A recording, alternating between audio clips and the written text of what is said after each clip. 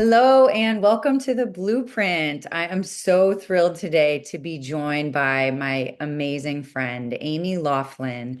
Her company, and really it's not a company, it's a beautiful offering to the world, is called The Witch and the Elf. She is a cowrie shell diviner and a breathwork facilitator. Amy, welcome to the Blueprint. We're so glad you're here. Thank you for having me. Yeah. So we are getting right into it because you have a client coming up, and Do um, it. really, this work is so amazing and profound. And I have experienced both cowrie shell and divination, or cowrie shell divination and breath work through Amy, and she's unbelievable as a practitioner. So just would love to hear your story, Amy. And I know it's so multifaceted, your spiritual awakening, your trip to Africa, and all the amazing aspects of how you came to do this awesome work. Yeah. Well, it's a wild story. I'm going to try to keep it short. But I grew up with a being the best of the both worlds, like a very, normal Midwestern, house, two kids, kind of down to earth upbringing, and then also was raised a lot by my grandmother, who was a Hollywood singer and then became a medium. And so she was a channeler. And so when I would go visit her, she would tell me all of her stories of connecting to the other world and her beliefs around God. And I had some very eye-opening experiences starting at a young age, around 6, but I was very, very afraid of it because it was when I was with her, it would be wondrous and I just would want to hear all of them. And then I'd get in my room alone and feel all of it and not really understand it. And it wasn't something that we really talked about in my home growing up as well. So I was just lived my life from a very young age, of a very anxious state. I believed in all of it and I could feel all of it, but didn't know what to do with it and kind of ran from it because it wasn't something that was really talked about. I had my Christian friends. I grew up in a very large Jewish community, and like what I was feeling was just so different to everybody else that I sort of kept it to myself. Um, and so I just moved through life with that, dealt with a lot of anxiety, depression, started anorexia at a very young age. So I always struggled with mental health in that way, or alignment, proper alignment, I guess I would say. And so I did what every insecure Midwesterner does. Like I became an actress. I was an artist and a dancer. And it was a great way of being able to express myself, but also a very high pressure industry that deals very prevalently with rejection and shame. So it wasn't the healthiest environment for me, but learned some fascinating things, and it got me to where I am today. When I was um, just turned 22 years old, I booked a commercial that shot in Mali, which is in West Africa in the Sahara Desert, and then was brought out to the Dogon Valley. And it was a very, very eye opening experience to me. It was the first time I cried from beauty. It was the first time I felt at home, connected, unafraid. After I went there, I was like, I discovered the key to life. My friends are going to be so pumped. And I was living in New York at the time and flew back and just told all my friends, I'm like, you guys won't believe what I saw out there. This was the most amazing, heart opening thing. Like, we don't have to be afraid anymore, and we can just love one another, and very like kumbaya and out of this world. And then within about a month of being back, I got hit with a very, very extreme form of OCD and went even deeper into that fear spiral, where it was hard for me to connect even to fellow humans, to fellow friends, without having my brain cycle out of control. And I think it was many factors, but Molly was definitely the opening to that. It was like I opened so wide that I became very vulnerable, like an open wound, having not healed a lot of my traumas from early childhood. And so it was just like I was prey to the universe a little bit, really naive. And so I struggled with that for a good 19 years severely. And during that time, shortly afterwards, after 2 years when it wouldn't go away, I decided to go on a walkabout by myself in Ghana because my interpreter on the commercial was this amazing man, 35 years old, had spoke 5 languages, had never left Mali. He had gotten a full ride to UNC, but didn't take it because he had to support his extended family. And I asked him where he would want to go, if he could go anywhere in the world. And he said Ghana. And I was like, no, not anywhere in Africa. I mean, like the world. Like, where do you want to go? And he just said, no, I want to go to Ghana. I hear the kindest people are there. And I was like, well, I'm following your lead. I'm going there next. And so I went out there to sort of see if I could reconnect to that energy to have the key to unlock what was going on with my brain. And when I was going out there, I met a repatriate online, someone who moves back to the homeland. He was from Atlanta, moved back to Ghana to reconnect. And he said to me, before you come out here, you have to buy this book. And I was like, well, that's very convenient because I just randomly picked it off the shelf the day before at Barnes and Noble. And it was by my future teacher, Elder Malidoma Patrice Somé. And unfortunately, when I was out there were amazing experiences, but I had a lot of adversity. I couldn't find any shamans, any people that were really connected to the land. It was a highly colonized place. And even going out into the bush, it was hard to find places that weren't already turned over by missionaries. You know, they would have these beautiful, pristine churches and then people living around them in poverty and schoolhouses that were like just a tin hut. And it was very eye-opening to me. So what I did learn on that trip was that I didn't want to be famous. I didn't want to be an actor anymore because when I was in the bush, I was the only white woman and I would get followed around and they would all treat me like I was a god. And I felt so insecure and humbled because I wanted to go to them for help and I wanted to learn from them. To me, they were the celebrities and the people who actually knew the truth, but they didn't see it in themselves. And they had a saying where if you're walking to church and you see a white woman, you can turn around because you've already seen God. And so that's what they were told. So I was treated a bit like a deity and just couldn't find the connection that I needed to really understand, you know, the meaning of it all and the reconnection to myself and the earth and indigenous ways. And so I left and moved back home to Chicago and gave up acting, but it was the only thing I knew. And I felt really weird going into studying West African history and all of that as a white woman. So I just did what I knew and got brought out to Hollywood, booked a major pilot, and just started working in Hollywood and doing what I knew how to do and what I felt would be accepted by all of the people I went to high school with. I was still trying to impress, you know? And I just spiraled deeper and deeper and deeper. I tried every modality to heal. I, you know, took medications, Prozac and Celexa. I did therapy sometimes twice a week. I did hypnotism. I did meditation. I did yoga.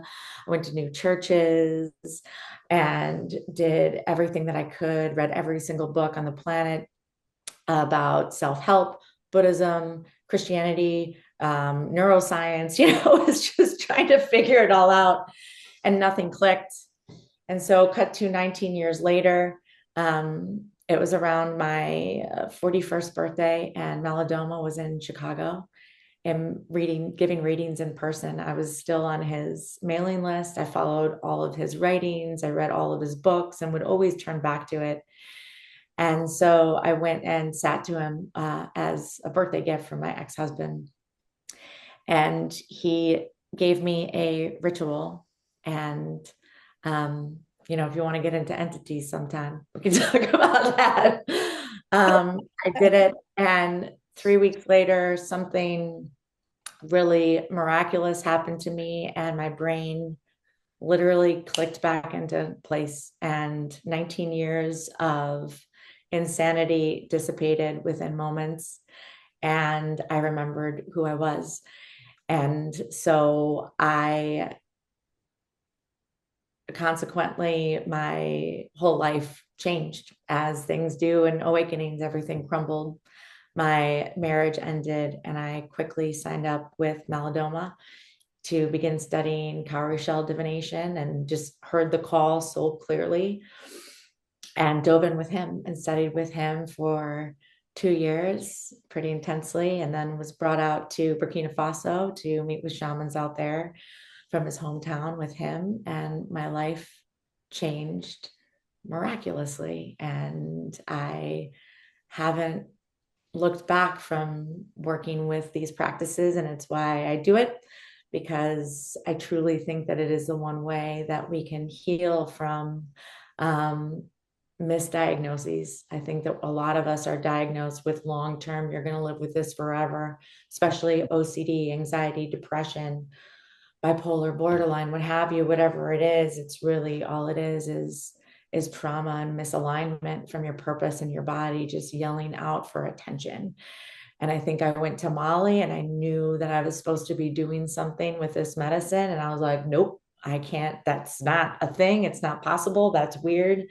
And I didn't listen. And so I got, what it felt like was torture, you know, but really it was just like a good friend shaking me and being like, you're better than this. This is not what's good for you. This is not where your health lies. And trying to get me in every way possible to wake up to that fact.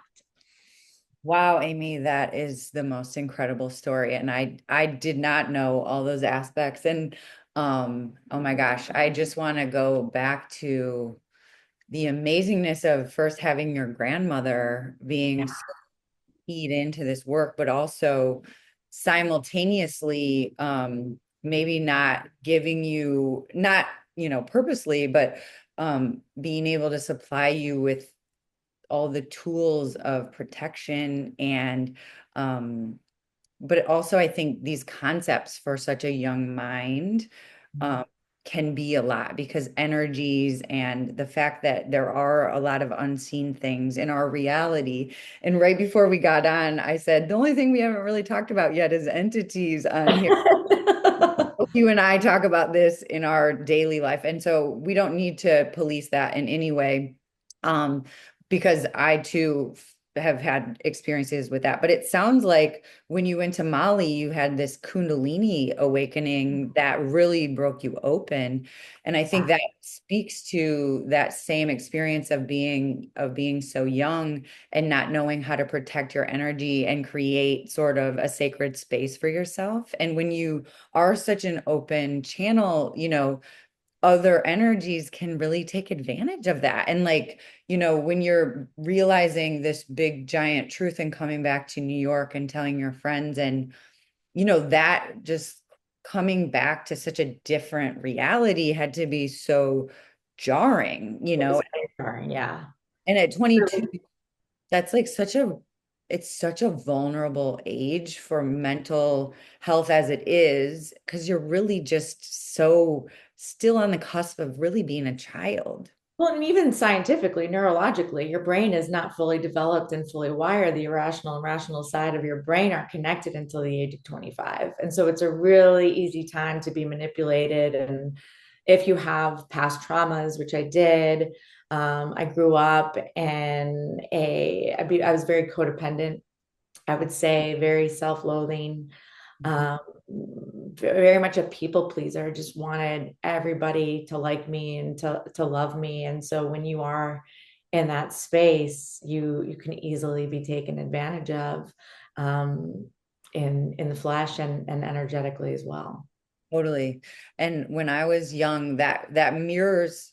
my experience in a lot of ways is I had a lot, I feel, of interference. And there were times where I had a lot of suicidal thoughts, like very deeply harmful, self-loathing, self, very dangerous inflicted thoughts that um I was just telling this story the other day, but the day actually before Robin Williams committed suicide, that day before, I started having all these same suicidal thoughts that were not in any context to my life nor my beliefs. And I couldn't make sense of it. And then the next day, it was almost like it was so loud in the Collective.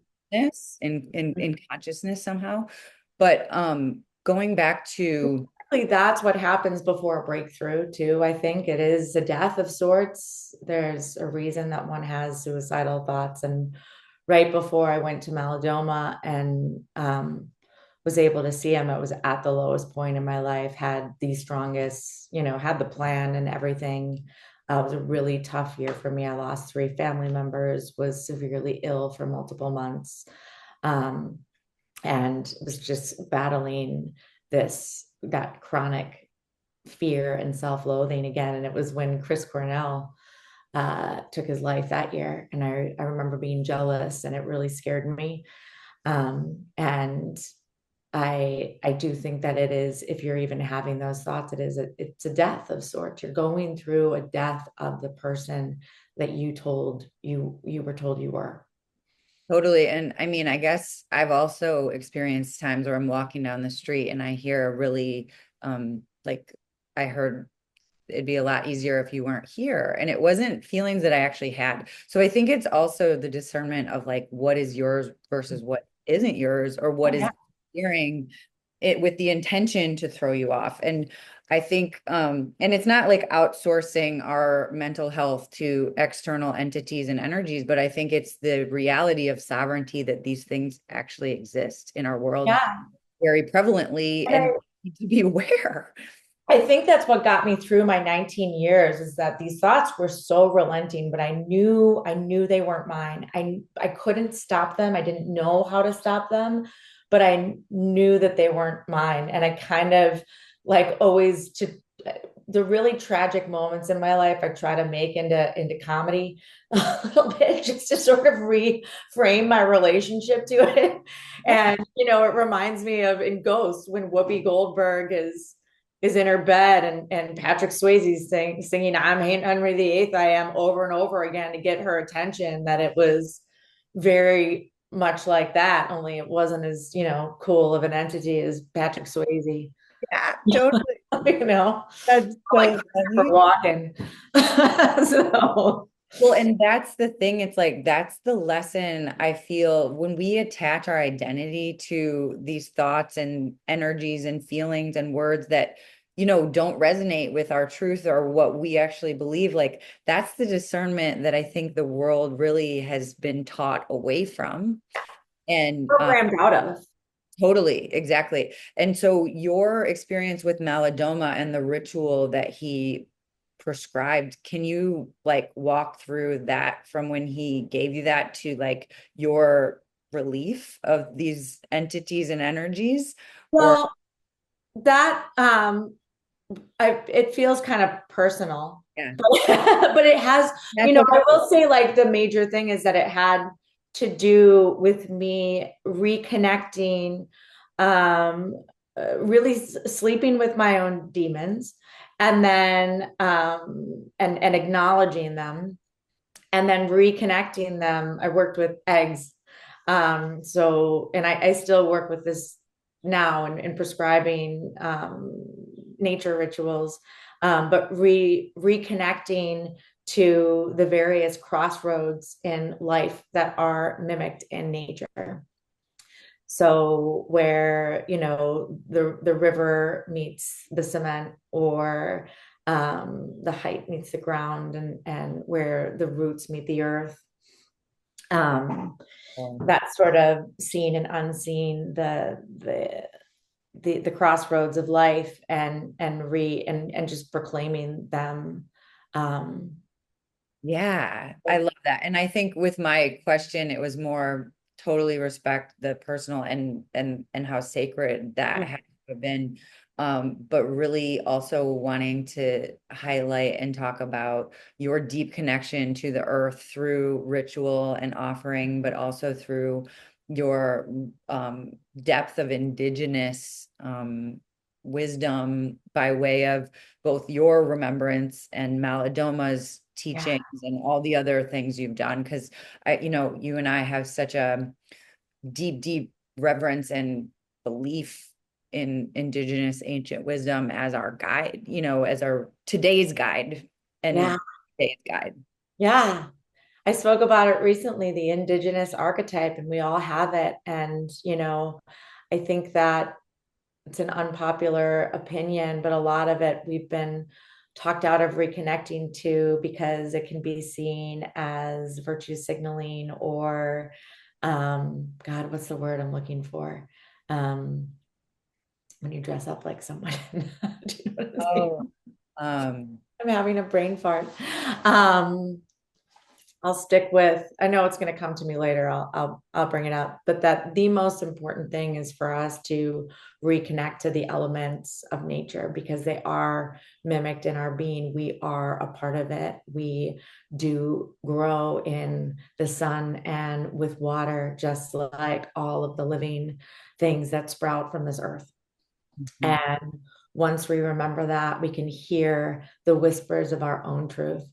And, when I started to train with Malidoma, that was the big break. And then it was all, integrated over many years and then included breath work with that. But I was buried in the earth to reconnect to that. I did water rituals and nature rituals and fire rituals. And it was very connecting to the ancestors. And it was just a very beautiful walkabout about what can be awakened within you internally by just connecting with the truth of the elements that will never lie to you. They literally can't. They just Wow. are. And so it's the greatest teacher for us to learn how to just be. Yes. I love that so much. And I think part of my deep beliefs and knowing are really that, it's only in recent memory that we are all in our DNA and in our bones and in our blood original peoples. We come through time and space from the original people, and the wisdom of indigenous worldviews in terms of, connection to all things and honoring the land. We as humans take up such a small portion of the earth, literally physically. The majority of the earth is the land, is the water, is these beings and spirits that protect and steward and but also witness humanity, our sort of egoic hierarchy trying to claim ownership and you know that we somehow are on some sort of pedestal above everything else. And that has been something I've sat with a lot recently, is that that's the biggest mistake we've made as a species, is putting ourselves above anything. Yeah. Yeah, I agree. And that's all the teachings of the Dagara tribe, which is where Malidoma is from. They're throughout Burkina Faso and Ghana. And, in Dano, where he's from, they very much like the earth is their god there, so to speak. They have one museum and it's committed to the earth and it's a matriarchal society of really honoring that which we're birthed from. Wow. And the one ritual that I really love to talk about and that I base my practice around for the modern human is the hearing ritual. And I believe I've talked to you about this before, but they have this ritual where when the woman becomes pregnant, the diviners, the elders, the shamans begin speaking to the soul of the child and learning the frequency of the child. And when that child is born, the whole village celebrates it as though it's the missing piece to the puzzle, as though it's a unique, authentic soul that they require to nurture in order to feel whole. And we are raised in a completely different way, which is why we're programmed out of our own intuition. You know, when we're born, it's like, let me put you in this room and cry it out because you need to learn to self-soothe. And this is this, you know, you need to get straight A's and all of this. And this is the career you should have to be happy. And this is what you need to acquire in order to be successful. And it makes us really lost, and it makes us doubt ourselves and shame ourselves. And you know, it happened to me at 41. People talk about the midlife crisis, but I saw just the other day that it's really not a crisis. It's an awakening that this is not me. This is a suit that does not fit. This it's too tight. I can't breathe. How do I get out of here? How do I rediscover how to feel my heart and my soul and my belly again and live life authentically, you know? Absolutely. I think it's instead of the soul's whispers, it's the soul's screaming. It's Yes. desperation to click out and click back into, really what we know, which is the earth and the water and the fire and the air. And And the other world. absolutely, the magic world, the world of awe and that infinite possibility. And to your point about indigenous wisdom and this book that I read, there were so many great nuggets of the differences around child rearing within indigenous communities and how at 6 years old they send, as early as six, they send their children out into the night to make friends with someone or something in nature, make friends with a spider or the tree or something that basically can help you in the future when you need directions, you need to know where to go, you need to find some inner peace, you need some wisdom.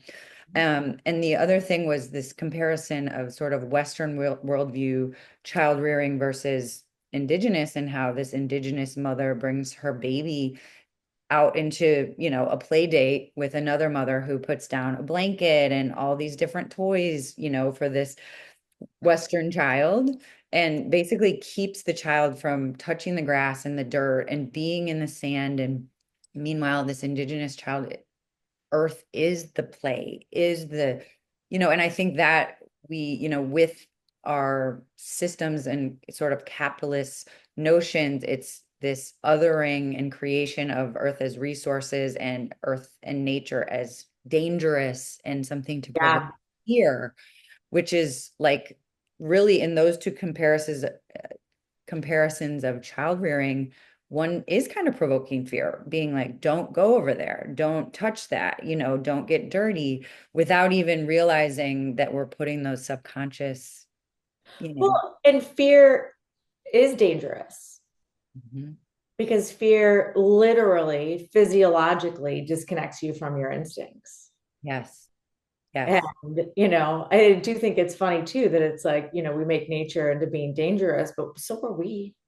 Yeah, nature's dangerous. So are we. How do you learn how to work with your own danger so you can understand it when it appears before you, you know?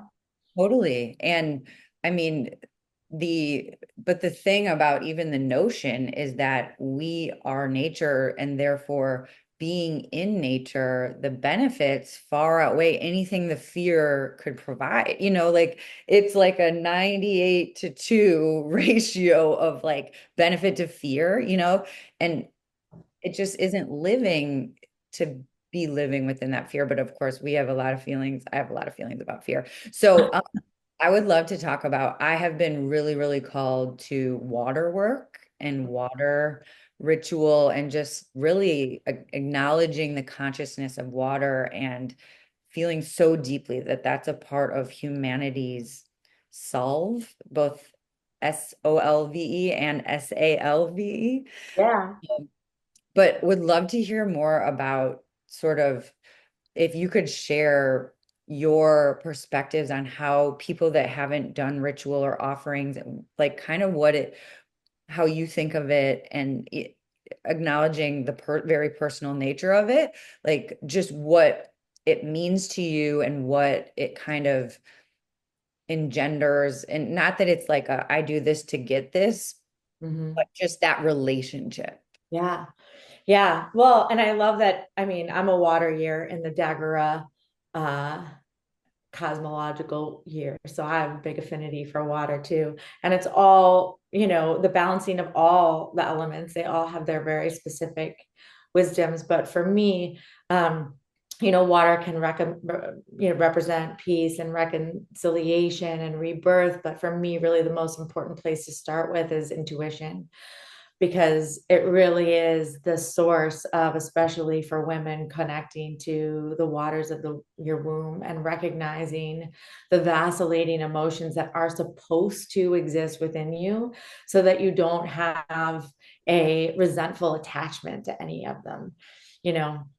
And I think we all know that when we are feeling stressed out, the second that you go and just sit at the water and simply witness, that's when deeper understanding can come. And that's just because we are water. We're like 80% water, whatnot. To me, in the health world, even, and with supplements, like, you can take all the supplements in the world, but if you're drinking bad water, you're not, you're still gonna be unhealthy. Like, if you just switch to the best spring water of life, it's going to help you be a whole different human. But my favorite thing, my Malidoma was in a movie called Insai. It was an Icelandic movie about intuition. And they spoke about these scientists that would be in the lab, and they're just trying to figure out this problem and going through it and just getting frustrated. And they try everything over and over. They're inside all day, and then they're like, oh, I got to take a break. And they go out and they walk on the water, and it's like, I got it. Yeah. And so to me, water is representative of really listening and allowing yourself to receive the real information that is for you. We are so inundated with information of black and white thinking. And I think water is where you find the nuance.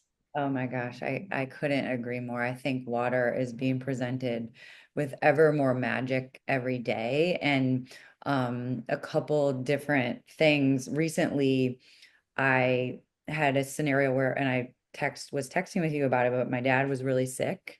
And what I felt was happening was that his pain had really taken over his body. And so I started really grieving. And at one point, it felt like my grief shifted to his grief. And it was almost like I agreed to process his Mhm. pain and energetically move some of that. But I think of our bodies so deeply as water, and that the water is really, as we know, holds memory, holds emotion, holds these aspects. And so I really prayed to the water and prayed to Archangel Gabriel to remove the water from my dad's body, remove the pain and help the water flow and get that through. And it was wild because, the next day at the hospital, they gave him a drug called Lasix, where it purges all the water from your body.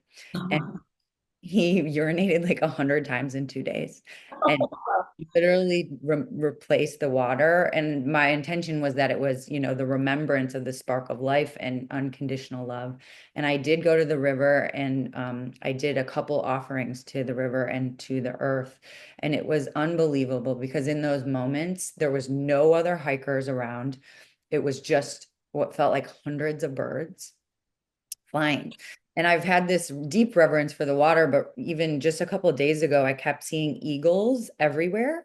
And then it came that the eagle spirit is saying, Respect the air." Even though Yeah, we don't always see it and acknowledge it, the air is just as, it was just this balancing of like, I love that. elements are just as important, but also just, I think we are truly water beings on a water planet, and that, with respect for all other things, and especially the elements. But yeah, anyway, I mean, I love that too with the air, because really it's so difficult for people to believe in the other world because they can't see it. They'll believe in the air. And to me, that's the message of just, it's it's all there. Just because you can't see it, you're still breathing it, living it, feeling it, experiencing it.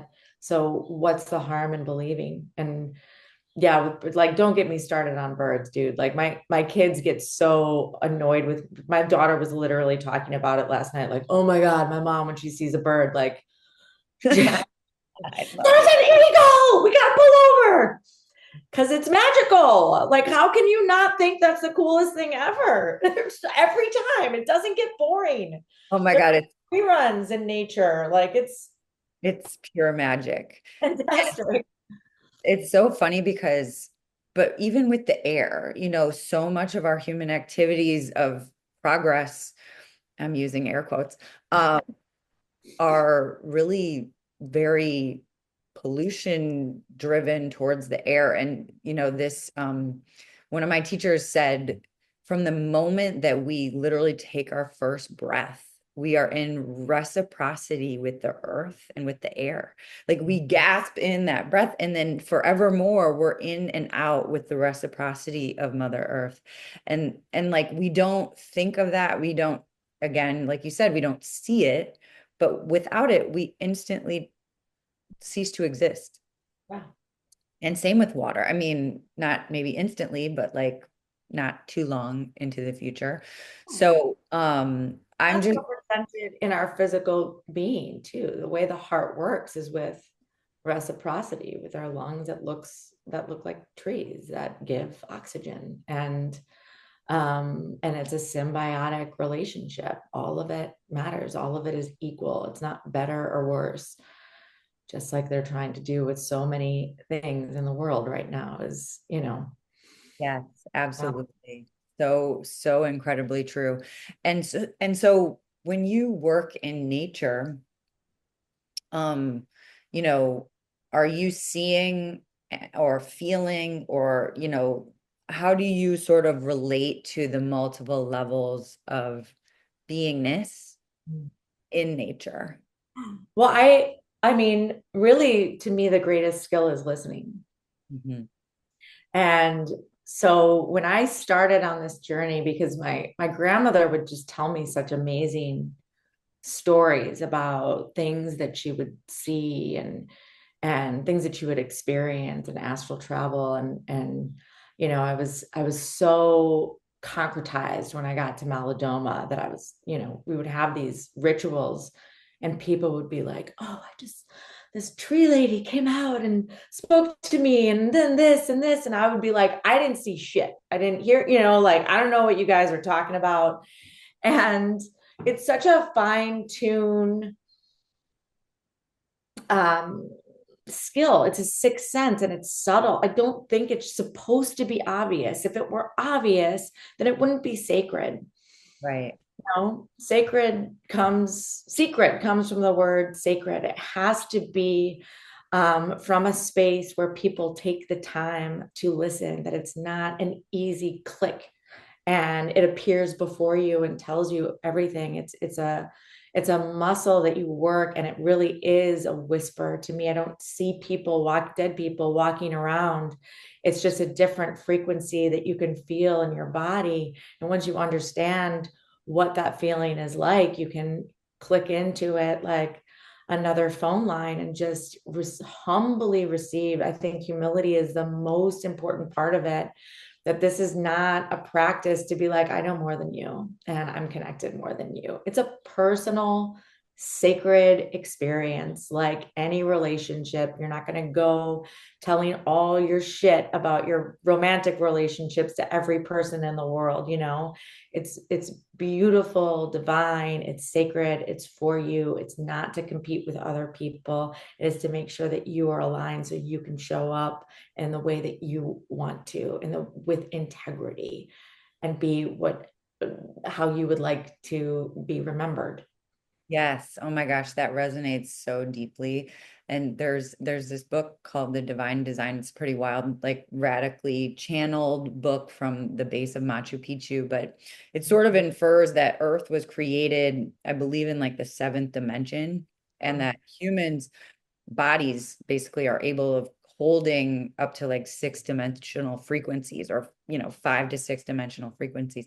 But it's like to me, like when that secret and that sacredness is the slowing, so you're basically raising your frequency to the channel of access, which isn't instant, but also it does require, trust in yourself and trust in the universe, trust in Progress. these It's not other, easy. It's yeah, not easy at all. Like it will show you your shadows first. yes, totally. So that's what happened to me when I had that big awakening. There were several factors that were involved where I was at that time.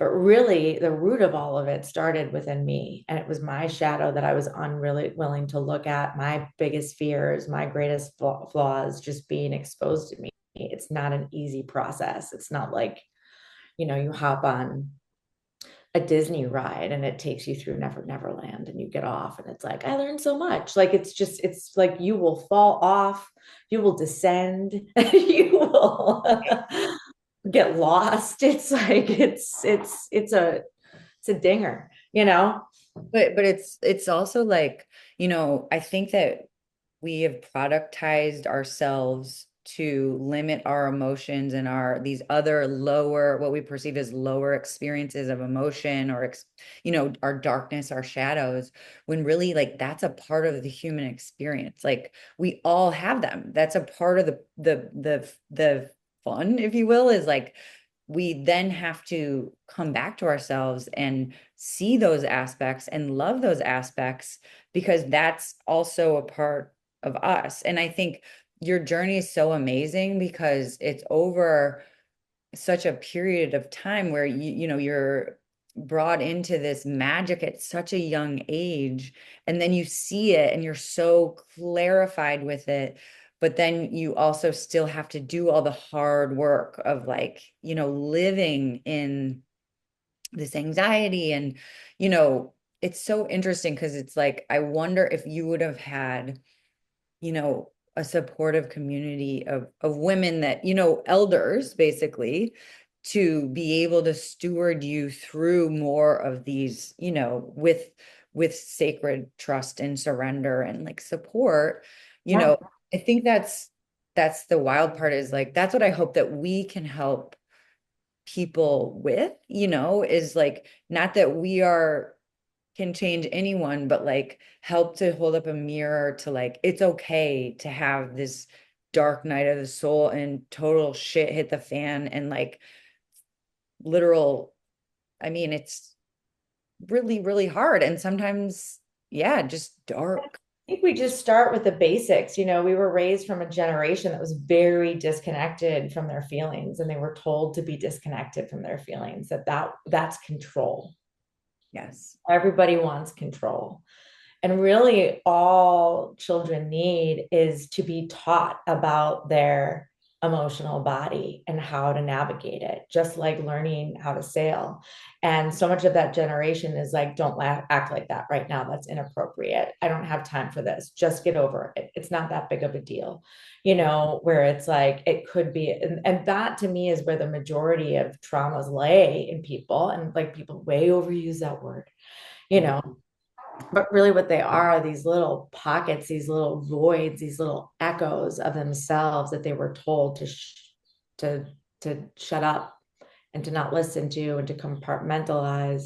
And so it expresses itself as these echoes of fear and loneliness and and those screams, those muffled screams that then express themselves as mental illness. Well, and So it's interesting because I do a lot of I'm in a it's called Next Economy MBA, but it's like basically a cooperative and post-capitalist kind of um, new systems creation work, or just looking, observing, ideating.